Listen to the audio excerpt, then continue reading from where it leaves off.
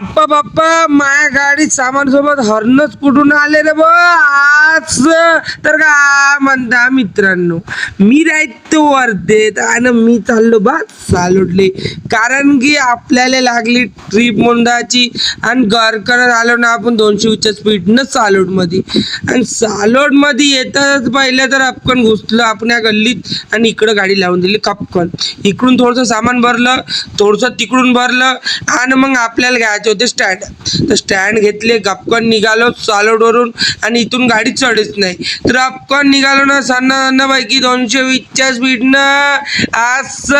आणि मग काय बोरगाव एकदम बड्यापैकी पोचलो.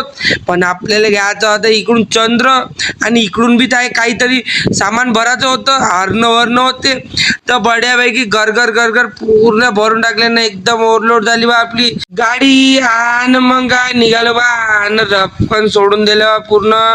आणि मग रपकन आलो बा मी घरी, कारण की ऊन होती भरली भयानक. तर मग रपकन घुसलो बा घरी आणि आपल्याला जायचं होतं बा शाळेत. कारण की प्रॅक्टिस घ्यायची होती बोट्यांची, तर बोट्टे आलतेच नाही. तर रपकन इकडं पाहत बसलो बा मी वाट पोट्ट्याची. न भेटू मग आपल्या नेक्स्ट ब्लॉग मध्ये.